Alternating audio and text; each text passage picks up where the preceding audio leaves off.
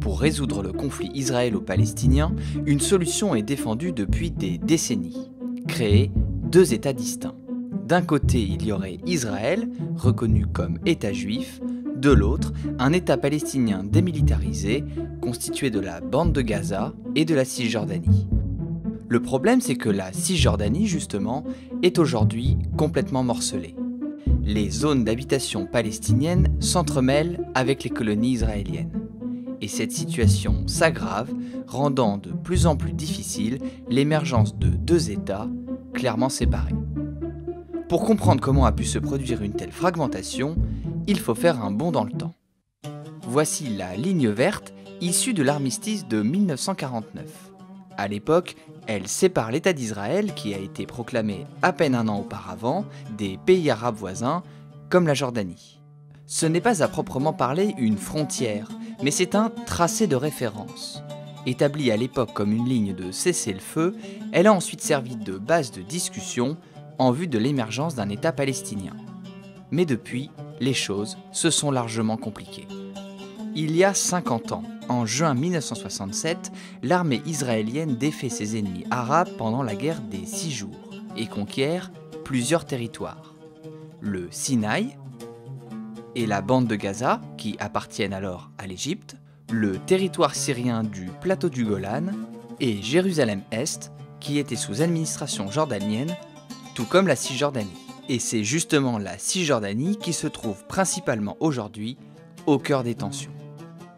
Après ces conquêtes militaires, il s'agit pour Israël d'occuper humainement le territoire. Des colonies de peuplement se développent sous la pression de mouvements nationalistes et religieux. Leur but est double. D'une part, assurer des positions géographiques clés pour la sécurité du pays. Et d'autre part, organiser le retour des Juifs dans un grand Israël de racines bibliques. Dans les années 1990, les accords d'Oslo marquent une étape historique. Israéliens et Palestiniens sont réunis à la table des négociations par le parrain américain. Ils s'entendent alors sur un plan par étapes en vue de l'émergence d'un État palestinien. La Cisjordanie, occupée par Israël, est alors divisée en 3 zones. D'abord la zone A, sous contrôle exclusif de l'autorité palestinienne, à la fois civile et militaire. Elle correspond aux grandes villes palestiniennes. Ensuite la zone B, sous contrôle civil palestinien, mais dont la sécurité est essentiellement assurée par Israël. Enfin la zone C, placée entièrement sous contrôle israélien. Elle représente plus de 60% de la Cisjordanie et comprend notamment une zone militaire le long de la vallée du Jourdain et les implantations israéliennes en Cisjordanie. Le problème, c'est que des colonies de peuplement ont continué de se développer et de s'étendre, et la plupart sont reconnues par le gouvernement israélien.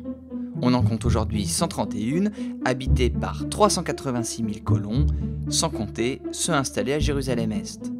Leur nombre n'a cessé de croître au fil des années. Ils représentent 4% de la population israélienne et 13% des habitants de la Cisjordanie.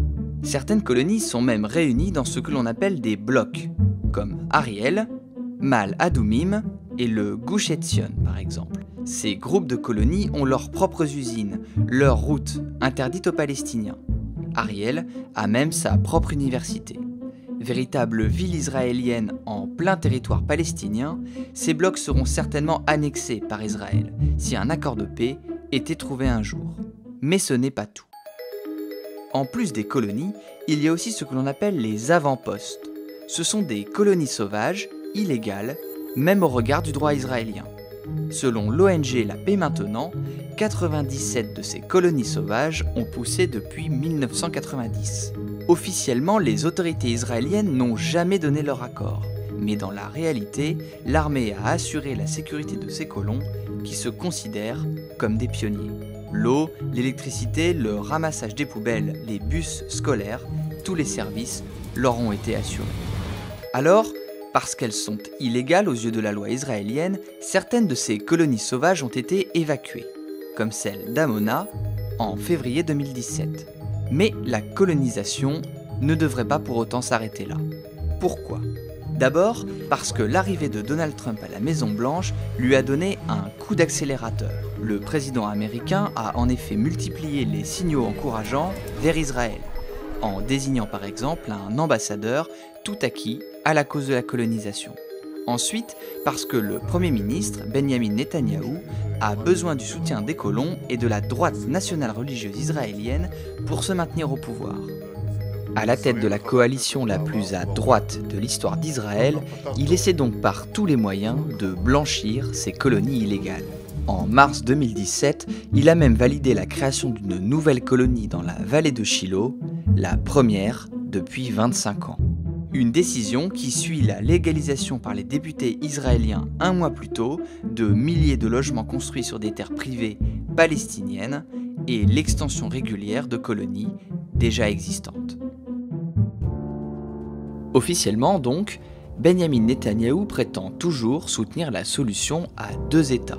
Mais les intérêts des colons étant placés au centre de l'action gouvernementale, cette solution semble plus éloignée que jamais. Et ce, malgré la volonté de Donald Trump, comme tous ses prédécesseurs, de parvenir à un accord final entre les deux parties.